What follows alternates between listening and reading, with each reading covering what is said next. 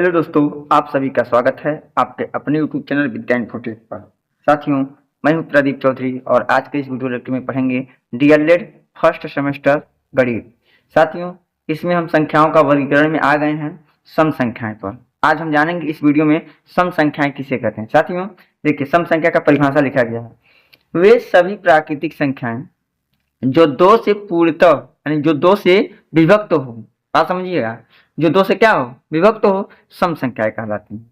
जैसे एग्जाम्पल की बात करें, ध्यान दीजिएगा, एग्जाम्पल एग्जाम्पल एग्जाम्पल में ले लेंगे, दो से जो कटेगा, दो से जो पूरा पूरा विभक्त हो जाएगा उसी को हम क्या बोलेंगे, सम संख्या। लेकिन वह प्राकृतिक संख्या में से होनी चाहिए। बात समझे नहीं समझे? जैसे 2, 4, 6, 8, 10, 12, 14, 16, 18, 20, 22, 24, 26, 28, 30 ETC और भी हो सकते हैं। साथियों पहले क्या होना चाहिए, प्राकृतिक संख्या होनी चाहिए, और प्राकृतिक संख्या में से जो संख्या चाहे जो अंक दो से विभक्त हो जाएगी उसी को हम कहते हैं प्यारे साथियों सम संख्या। एक ट्रिक और होता है साथियों, सम संख्या पहचानने के लिए एक ट्रिक और होता है, उसको आइए देखते हैं। ट्रिक क्या होता है? ट्रिक होता है, सम संख्या पहचानने का ट्रिक होता है, अगर बड़ा बड़ा रहेगा, बड़ा संख्या है, तो हम इन चुटकियों में बता देंगे यह सम संख्या है कि नहीं है। साथियों तो इसके लिए ट्रिक क्या है, हम संख्या का इकाई अंक देखेंगे। संख्या का इकाई अंक, कौन अंक? इकाई अंक। संख्या का इकाई अंक यदि क्या हो, यदि संख्या का इकाई अंक साथियों यदि 0 हो, 2 हो, 4 हो, 6 हो, 8 हो, ये 5 अंक होने चाहिए। 0, 2, 4, 6, 8 यदि किसी संख्या का इकाई का अंक है तो साथियों यह सम संख्या होगी। एग्जाम्पल की बात करें साथियों, यहाँ पे देख लीजिए, एग्जाम्पल देखिए, बड़ा बड़ा अंक लेंगे फिर भी कोई दिक्कत नहीं है। जैसे यहाँ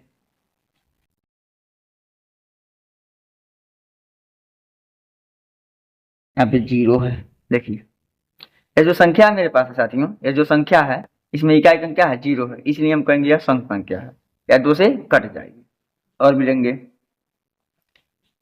73,932।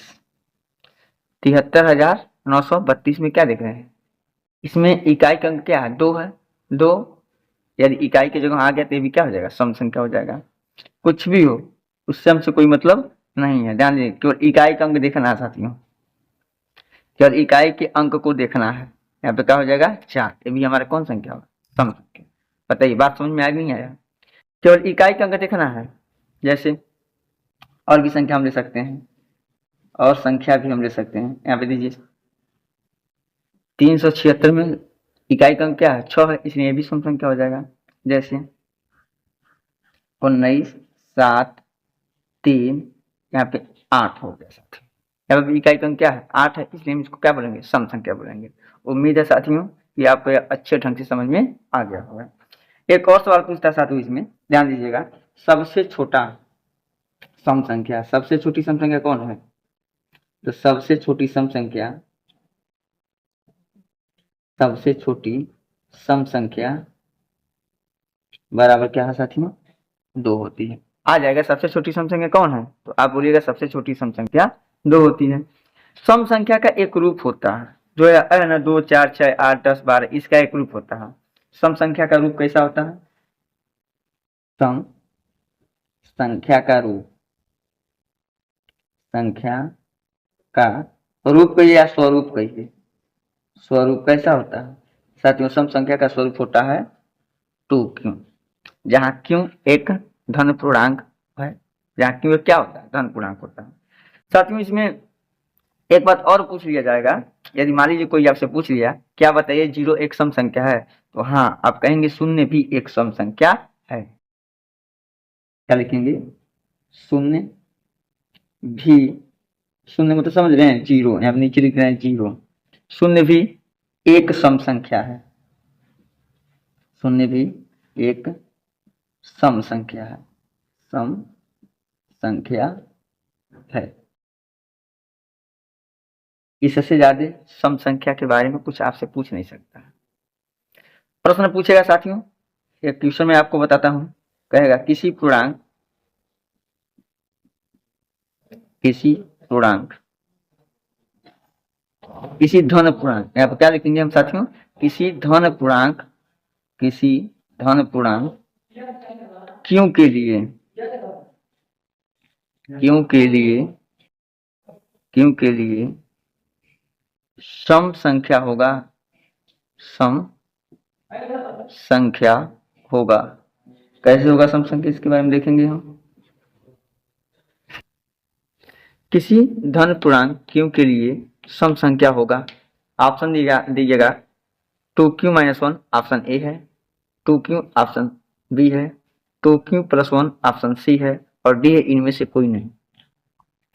साथियों इसके लिए ऑप्शन हो जाएगा हमारा बी ऑप्शन सही हो जाएगा, 2q हो जाएगा। देखिए अगर मान लीजिए आपसे कोई पूछ लिया पहली सम संख्या कौन है, तो क्यों की जगह हम एक रखेंगे, तो 2 × 1, 2 × 1 यानी 2 गुणे 1 बराबर कितना हो जाएगा, 2 हो जाएगा। अगर आपसे पूछ लिया साथियों बताइए पांचवी सम संख्या कौन है, तो क्यों की जगह हम 5 रखेंगे यानी कि 2 गुणे 5 यानी पांचवी सम संख्या साथियों 10 हो जाएगी। बात समझ रहे हैं ना, टूकी के रूप में होता है सम संख्या, स्वरूप होता है इसका। उम्मीद है साथियों इतनी बात आपको समझ में आ गई होगी। आइए साथियों हम अपने क्रमिक चर्चा को आगे बढ़ाते हैं, लेते हैं विषम। विषम संख्या किसे कहते हैं, जिसको विषम संख्या को इंग्लिश में ऑड नंबर्स बोलते हैं। वे सभी प्राकृतिक संख्याएं जो 2 से विभक्त न हो विषम संख्याएं कहलाती हैं। ऐसी प्राकृतिक संख्या साथियों जो 2 से क्या हो, विभक्त न हो, 2 से पूर्णतः न कटे, 2 से भाग देने पर 0 शेष न बचे, उसी को हम कहते हैं साथियों विषम संख्या। एग्जाम्पल के लिए आप देख लीजिए, एग्जाम्पल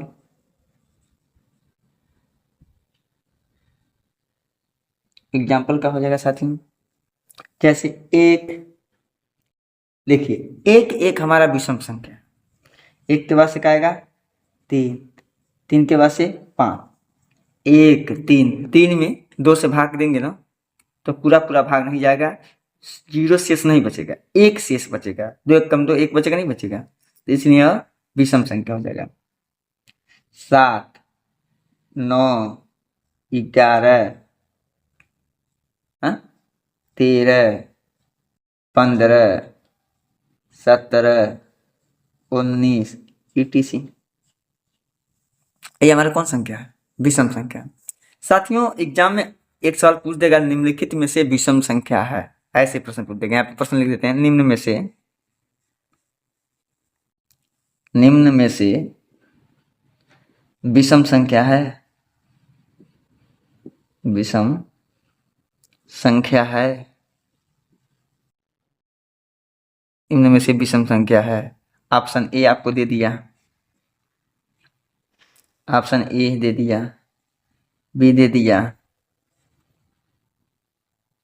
सी दे दिया और डी दे दिया।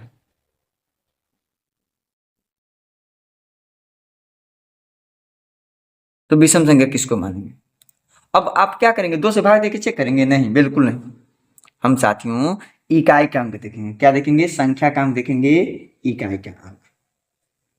संख्या का कौन अंक देखना है आपको साथियों, इकाई अंक देखेंगे। यदि साथियों किसी संख्या के इकाई के जगह, इकाई के स्थान पर क्या हो, 1 हो, 3 हो, 5 हो, 7 हो, 9 हो, कोई भी यदि संख्या है उस संख्या में इकाई का अंक देखेंगे। यदि इकाई का अंक यदि 1 होगा या 3 होगा या 5 होगा या 7 होगा या 9 होगा, तो ऐसी संख्याएं विषम संख्याएं कहलाती हैं। 2 से भाग दे के चेक करने की कोई जरूरत नहीं है। देखिए यहाँ पे क्या है, 0 है, तो 0 तो सम संख्या होगा, इकाई की जगह 6 है, इकाई की जगह 6 है तो सम संख्या होगा, इकाई की जगह 4 है तो सम संख्या होगा, इकाई की जगह क्या है, 3 है, इसमें 3 है कि नहीं है, 3 है, इसमें साथियों हमारा ऑप्शन डी सही हो जाएगा। ये चुटकी में लगा सकते हैं। इसका एग्जाम्पल भी देख सकते हैं आप देखिए 20, 18, 7, यह हमारा विषम संख्या, क्योंकि इकाई का स्थान पर क्या है, 7 है, 8, 4, 6, 5, ये भी हमारे साथ में क्या है, विषम संख्या है। यहाँ पे देखिए 2, 6, 4, यहाँ पे हमारे पास साथियों 3 लिखना है, ये भी हमारा विषम संख्या है। बात समझ आ रही नहीं आ रहा? तो साथियों ईटीसी मतलब कि समझ सकते हैं। अब देखिए विषम संख्या का रूप क्या होता है साथियों, स्वरूप क्या होता है, तो विषम संख्या का स्वरूप लिख सकते हैं। विषम संख्या का स्वरूप किसी धन पूर्णांक क्यू के लिए, क्यू के रूप में लिख रहे हैं, विषम संख्या का स्वरूप, विषम संख्या का स्वरूप या रूप। देखिए एक और से क्या होगा साथियों, इसका होता है 2q - 1, जहां यहाँ पे समझाने के लिए, जहां q एक धन पूर्णांक है, धन पूर्णांक है, जहां q एक क्या है, धन पूर्णांक है। समझिए अब मान लीजिए आपसे कोई पूछ दिया कि 9 नंबर की सम संख्या कौन है, 9वें नंबर की, तो क्यों की जगह हम क्या रखेंगे, 9। देखिए गौर से देखिए, अब यहाँ देखिए 2q - 1 है ना, तो 2 × 1 - 1 लिखिए, तो 2 1 कौन, 2, 2 - 1 बराबर कितना है, क्या 1 आ गया। अब क्यों की जगह हम क्या रखेंगे, 2 रखिए, देखिए 2 × 2 - 1, तो 2 दूनी 4, 4 - 1 बराबर कितना आ जाएगा, 3 आ जाएगा। अब 2 की जगह क्यों की जगह 3 रखिए, 2 × 3 - 1, 6 - 1 यानी इक्वल टू कितना आ गया, 5 आ गया। यानी पहली विषम संख्या 1, दूसरी विषम संख्या 3, तीसरी विषम संख्या 5। अगर चौथी विषम संख्या पूछेगा साथियों, तो क्यों की जगह हम 4 रखेंगे, -1 कर लेंगे, तो 4 दूनी 8 - 1 बराबर में कितना हो जाएगा, 7 हो जाएगा। इसी प्रकार से साथियों हम निकाल सकते हैं। एक सवाल और पूछ सकता है, सबसे छोटी सम संख्या, सबसे छोटी सम संख्या, सबसे छोटी विषम संख्या, सबसे छोटी विषम संख्या या पहली विषम संख्या, पहली या प्रथम विषम संख्या, पहली विषम संख्या कौन है साथी, तो सबसे छोटी पूछेगा या प्रथम विषम संख्या पूछेगा या पहली विषम संख्या पूछे साथियों, तो आप उसके लिए क्या जवाब देंगे साथियों, 1 होता है, 1 होता है। विषम संख्या का रूप या स्वरूप कितना होता है, 2q - 1। इसमें प्रश्न पूछ सकता है किसी धनात्मक पूर्णांक q के लिए विषम संख्या हो सकता है, तो 2q - 1 जिसमें दिया रहेगा, q की जगह a भी लिख सकते हैं, b भी लिख सकते हैं, c भी, मतलब कुछ भी लिख सकते हैं, कोई चर पद ले सकता है। बात समझ में आएंगे यार। उम्मीद है साथियों कि अब विषम संख्या के बारे में भी आपको अच्छे ढंग से समझ में आ गया होगा। आइए साथियों हम अपने कर्मिक चर्चा को आगे बढ़ाते हैं, लेते हैं डीएलएड फर्स्ट सेमेस्टर में ज़्यादा क्वेश्चन पूछता है अभाज्य संख्या से, यूपी टेट में भी पूछता है, सी टेट में भी पूछता है अभाज्य संख्या से रिलेटेड। आइए अभाज्य संख्या की बेहतरीन जानकारी आपको देता हूं कि अभाज्य संख्या से रिलेटेड कोई भी प्रश्न आएगा तो आप इन चुटकियों में आसानी पूर्वक कर सकते हैं। साथियों अभाज्य संख्या के बारे में आइए सीखते हैं। अभाज्य संख्याएं किसे कहते हैं, डिफिनेशन क्या होगा, कैसे पहचानेंगे ये अभाज्य संख्या है, जिसको बोलते हैं प्राइम नंबर्स। देखिए क्या होता है, वे प्राकृतिक संख्याएं जिसके केवल 2 गुणनखंड होते हैं अभाज्य संख्याएं कहलाती हैं। पता ही बात समझ में आई है, जिनके केवल क्या है, 2 गुणनखंड होते हैं।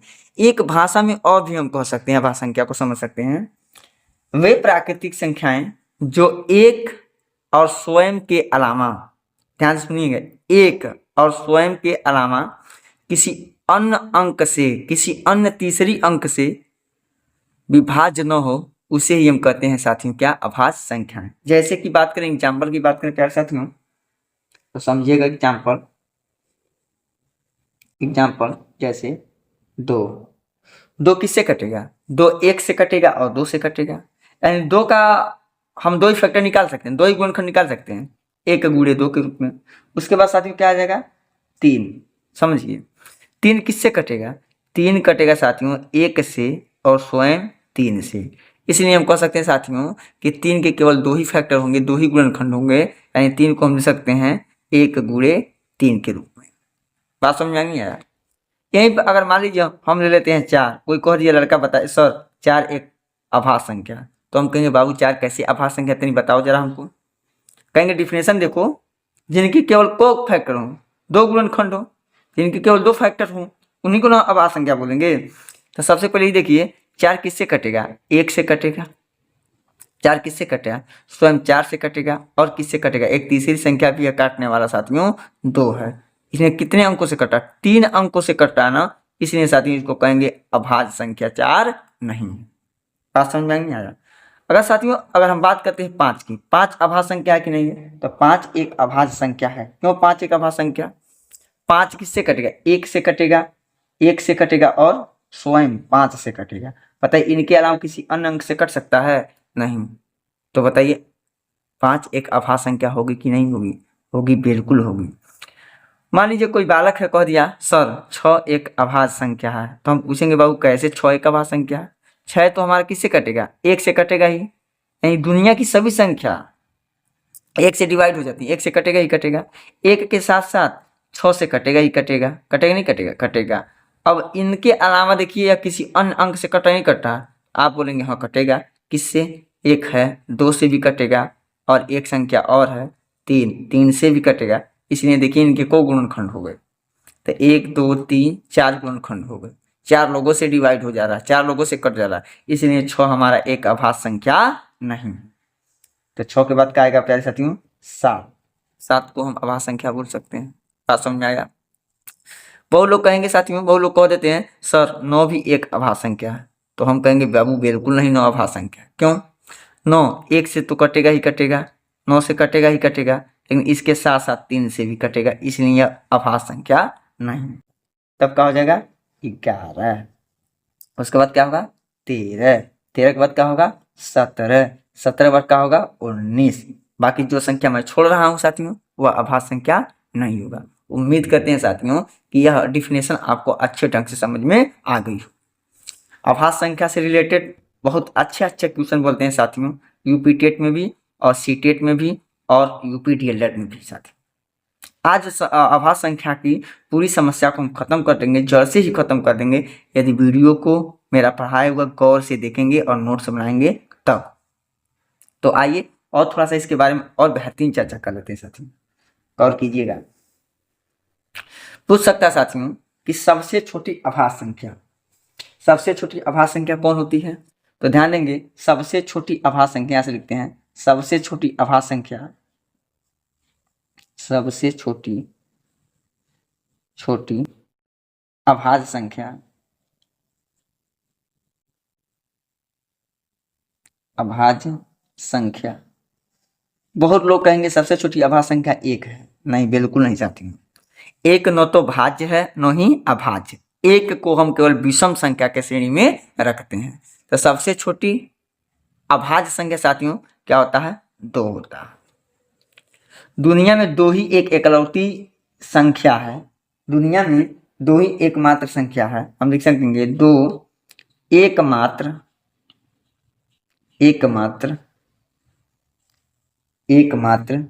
सम अभाज्य संख्या है, सम अभाज्य संख्या है,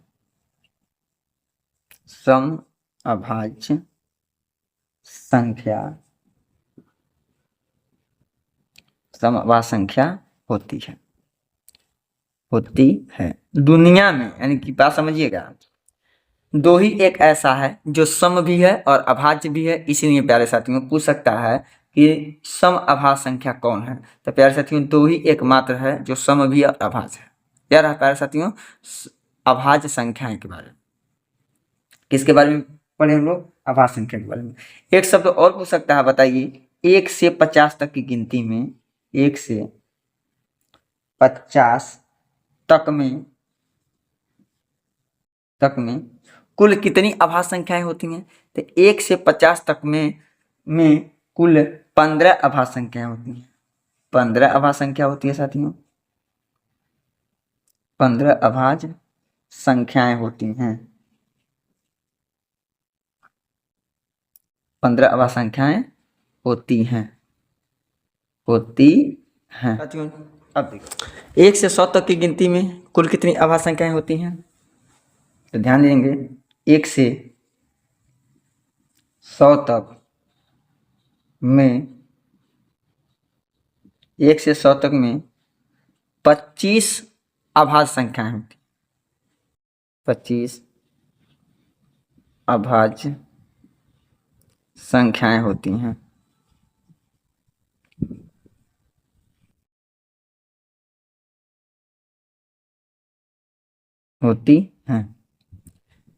एक प्रश्न और पूछ सकता है, बताइए 1 से 1000 तक में कितनी अभाज्य संख्या होती हैं? 1 से 1000 तक में साथियों 168 अभाज्य संख्याएं होती हैं। 168 अभाज्य संख्याएं होती हैं।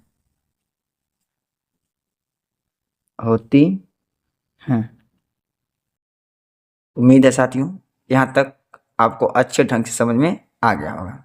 आइए 1 से 100 तक की गिनती में अभाज्य संख्या निकालने का एक बहुत प्यारा सा कंसेप्ट, प्यारा सा ट्रिक आपके सामने हम प्रस्तुत करते हैं साथियों। अभाज्य संख्याएं जानेंगे 1 से 100 तक के गिनती में अभाज्य संख्याएं ज्ञात करने की विधि। साथियों हम जानेंगे 1 से 100 तक की गिनती में अभाज्य संख्या किस प्रकार से ज्ञात कर पाएंगे। बहुत ही आसान तरीके से, बहुत ही आसान भाषाओं में समझने का प्रयास कीजिए आप लोग। इसको हम सबसे आसान भाषा में बताने का प्रयास करेंगे साथियों। यदि आप इंटर्नशिप में जाते हैं और वहाँ पे अभाज्य संख्याएं इस प्रकार से बताएंगे तो बच्चों को ज़्यादा इंटरेस्ट आएगा और समझ में भी आएगा। तो साथियों इसके लिए ट्रिक क्या होता है आप जानेंगे, होगा 44, 22, 32, 23, 21 10 अंकों का है। जिस प्रकार से आप लोग मोबाइल नंबर याद करते हैं इसी प्रकार से इसको याद कर लीजिए। 44, 44 से कद्दा 22, 22 के बाद क्या पड़ेगा 23, और 23 का उल्टा कर दीजिएगा 32 हो जाएगा, और क्या हो जाएगा 21 हो जाएगा। आखिर इसका मतलब क्या है साथियों?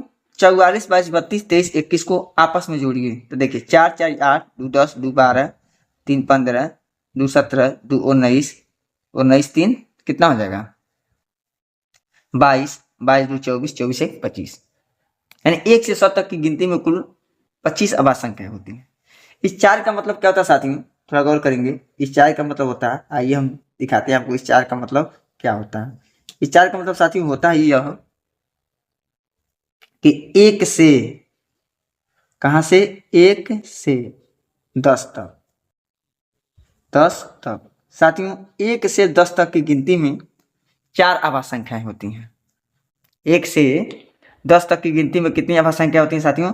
4 अभाज्य संख्या होती हैं। आप पूछिएगा कौन कौन, तो देखिए 2, 3, 5, 7 यही है।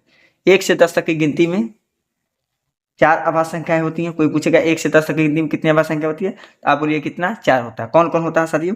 2, 3, 5, 7। अब गौर से देखिएगा इस 4 का मतलब क्या होगा साथियों? इस 4 का मतलब समझेंगे हम, देखिए गौर से। इस 4 का मतलब होगा साथियों 1 से 10 तक हो गया। अब कहाँ से आएगा? 10 से 20। साथियों 10 से 20 के बीच में कुल कितनी अभाज्य संख्याएं होती हैं? कोई पूछेगा तो आप कहेंगे 4 होता है। कौन कौन? देखिए 11, 13, 17 और क्या होगा साथियों 19। इनके अलावा और कोई नहीं है अभाज्य संख्या। अब इदू का मतलब क्या था साथियों? यहाँ पे गौर से समझेंगे। इदू का मतलब होता है 20 से 30 के बीच में। कहाँ से? 20 से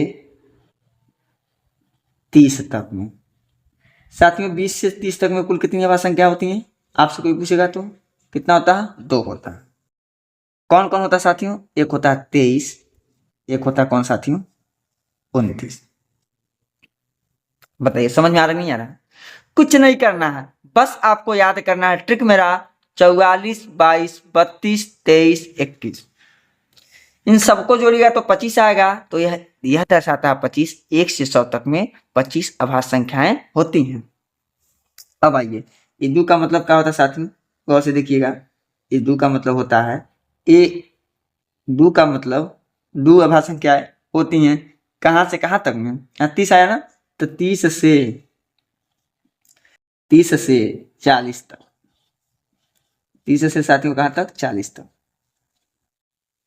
30 से 40 तक में कितनी अभाज्य संख्या होती हैं? 2 अभाज्य संख्या होती हैं। कौन कौन साथियों? 31 और 37। प्यारे साथियों, इससे डीएलएड में प्रथम सेमेस्टर में पूछा हुआ प्रश्न अभी मैं आपको दिखाऊंगा। ये 3 का मतलब क्या होता है साथियों? देखिए 40 से 50, 40 से 50 तक।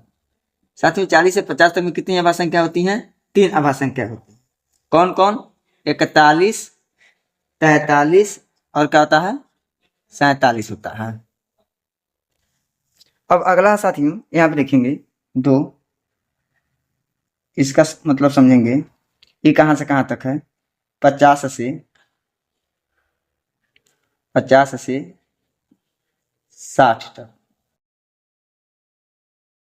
साथियों 50 से 60 तक में कुल कितनी अभाज्य संख्या होती हैं? 2 अभाज्य संख्या होती हैं। आपसे पूछेगा कोई कौन कौन है? तो एक मेरे पास है 53, एक मेरे पास है 59। अब देखिए इदू का मतलब समझिए। ये क्या होगा? 60 से 70। 60 से 70 के बीच में कुल कितनी अभाज्य संख्या होती हैं? तो आप कहेंगे 2 अभाज्य संख्याएं होती हैं। कौन कौन? एक होता है 61, एक होता है साथियों 67। उम्मीद है साथियों कि आपको बहुत अच्छे ढंग से समझ में आ रहा होगा और आनंद भी मिल रहा होगा। अब कोई पूछ दिया 70 से 80 के बीच में कुल कितनी अभाज्य संख्याएं होती हैं? तो 70 से 80 के बीच में, 70 से 80 तक में कुल कितनी अभाज्य संख्या होती है साथियों? 3 अभाज्य संख्या होती हैं। कौन कौन? एक होता है 71, एक होता है 73, एक होता है 79। अब साथ में यह 2 आ गया। अब कोई पूछ दिया साथियों 80 से 90 के बीच में कुल कितनी अभाज्य संख्याएं होती हैं? तो 80 से 90 के बीच में लिखेंगे 80 से 90। अब 80 से 90 तक में कुल कितनी अभाज्य संख्या होती हैं? तो 2 अभाज्य संख्याएं होती हैं 80 से 90 तक में। कौन कौन? एक होता है 83 और एक होता है क्या? 89। ये जितनी अभाज्य संख्याएं लिखी हैं साथियों, इनके केवल 2 ही गुणनखंड होंगे, 2 ही फैक्टर होंगे। अब आगे साथियों 90 से 100, 90 से 100 तक में साथियों 90 से 100 तक में एक अभाज्य संख्या होता है। कौन होता है? इसको इंपॉर्टेंट है, या इंपॉर्टेंट है। 90 से 100 तक के बीच में कुल कितनी अभाज्य संख्या है? एक अभाज्य संख्या है। कौन है सब प्यारे साथियों? यह हमारे पास क्या है? 97। काउंट कीजिएगा टोटल को, हमारा कितना आ जाएगा? 25 आ जाएगा साथियों।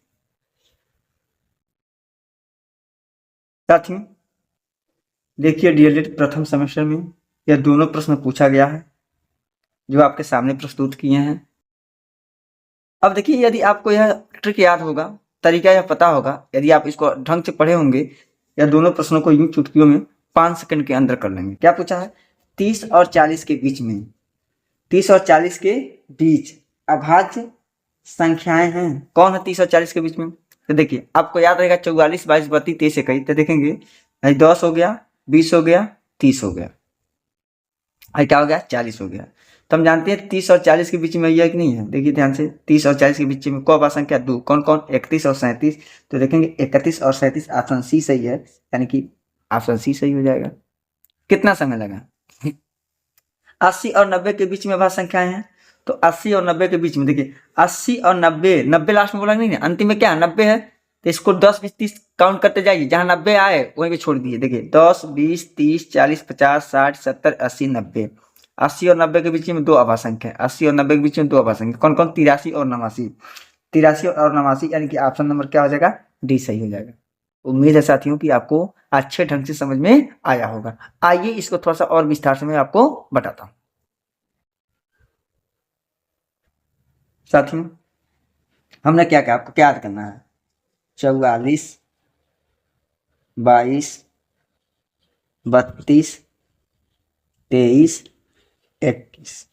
गौर से देखिएगा, मान लीजिए आपसे पूछ लिया कि 1 से 30 तक में कुल कितने आभा संख्या, 1 से 30 तक में बताना है, 1 से 30 तक बताना। तो कैसे काउंट करेंगे, 30 आया नहीं आया लास्ट में, 30 आया, काउंट कीजिए, 10 हो गया, 20 हो गया, 30 हो गया, तो नहीं हुआ, तो 4 4 8 2 10, 1 से 30 तक में कुल कितनी आभा संख्या है, 10 आभा संख्या है। इस प्रकार से हम ज्ञात कर लेंगे। साथियों यदि आपसे कोई पूछ दिया कि 1 से 40 तक में कुल कितनी आभा संख्या है, 1 से 40 तक में कुल कितनी आभा संख्या है, देखिए 10 20 30 40, 40 यहाँ पे आ नहीं है, 40 यहाँ पे आ नहीं है, जोड़ लीजिए, 4 4 8 2 10 2 12, 12 आभा संख्या हो जाएगा पहले साथी में। कोई पूछ लिया 1 से कहाँ तक, 50 तक में कुल कितनी आभा संख्या है, काउंट कीजिए यहाँ पे, 10 20 30 40 50, यानी 3 तक आया है, जोड़िए जरा इसको, 4 4 8 2 10 2 12 3 15 आभा संख्या होते हैं साथियों। कोई पूछा साथियों आपसे 1 से कहाँ तक, 60 तक, 1 से कहाँ तक, 60 तक में कुल कितनी आभा संख्या है, काउंट कीजिए, 10 20 30 40 50 60, 60 यहाँ तक आ गई है, जोड़िए इसको, 4 4 8 2 10 2 12 3 15 2 कितना हो जाएगा, 17 आभा संख्या हो जाएगा साथियों में। 1 से 70 तक साथियों पूछा कोई, तो 1 से 70 तक में काउंट कीजिए, 10 20 30 40 50 60 70, ऐड कीजिए, 4 4 8 2 10 2 12 3 15 2 17 2 कितना हो जाएगा, 19 हो जाएगा साथियों। 1 से 80 तक में कोई पूछ लिया, 1 से कहाँ तक 80 तक में कोई पूछ दिया, तो कितना आभा संख्या, 80 यहाँ पे आएगा नहीं आएगा, 3 के पास आएगा, तो 3 और बढ़ा देंगे 19 में, 19 3 कितना हो जाएगा, 22 हो जाएगा साथियों, होगा नहीं होगा।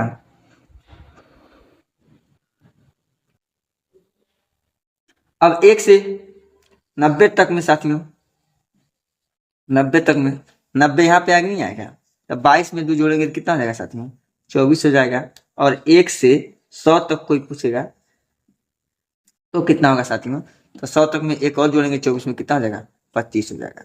उम्मीद करते हैं साथियों कि आपको किसी भी प्रकार से प्रश्न पूछे, कोई डाउट कोई दिक्कत नहीं है साथियों।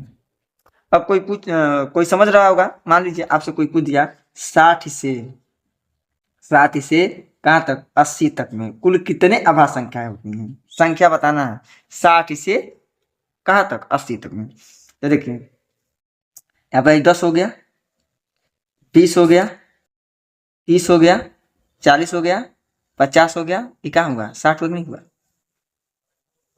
60 नहीं हुआ।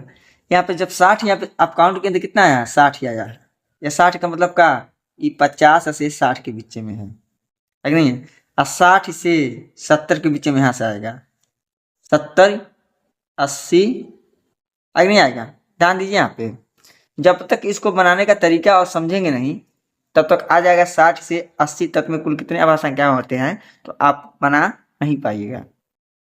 80 तक आया है, 80 तक बोला नहीं बोला, तो जहाँ पर 80 खत्म हो वहीं से जोड़ लेना है। देखिए 60 यहाँ पे आया है, तो 50 से 60 हो गया, 60 से 70 के बीच में, 70 से 80 के बीच में, तो 3 कितना संख्या हो जाएगा, 5 संख्या हो जाएगा साथियों।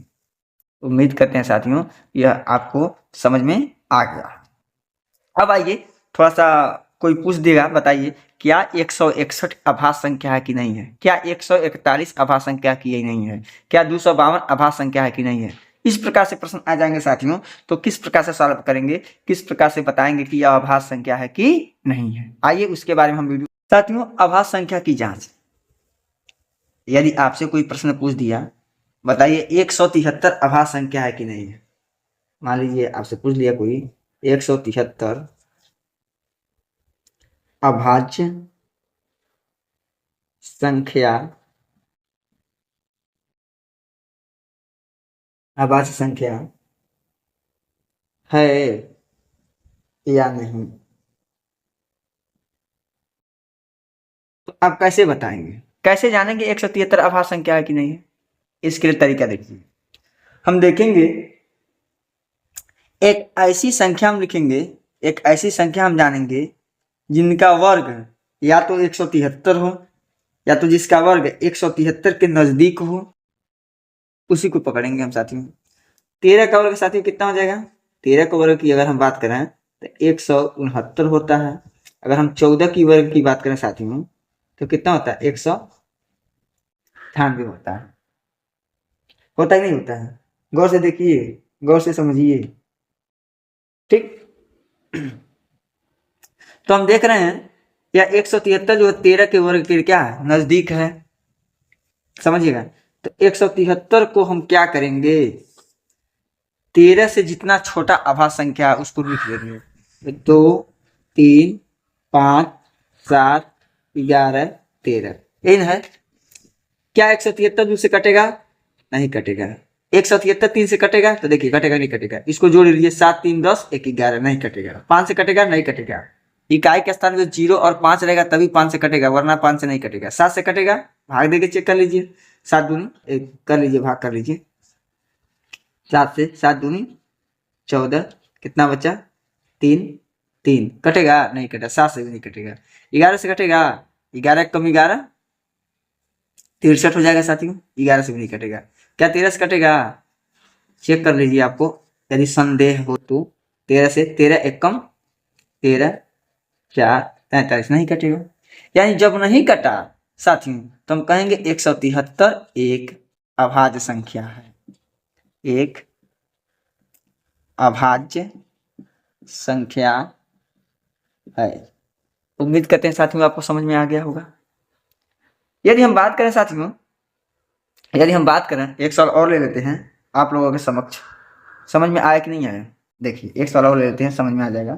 मान लीजिए साथियों आपसे कोई पूछ दे कि बताइए 161 अभाज्य संख्या है कि नहीं है, तो हम देखेंगे 161 किसके वर्ग के नजदीक है? किसके वर्ग के नजदीक है? तो 13 के वर्ग के नजदीक है। यानी लिखेंगे 161 13 के वर्ग के नजदीक है। तो क्या हो जाएगा? 2 3 5 7 11 और क्या हो जाएगा? 13 तक संख्या हम लिख देंगे। अब देखेंगे क्या 161 2 से कटेगा? नहीं कटेगा। 2 से कौन संख्या कटती है?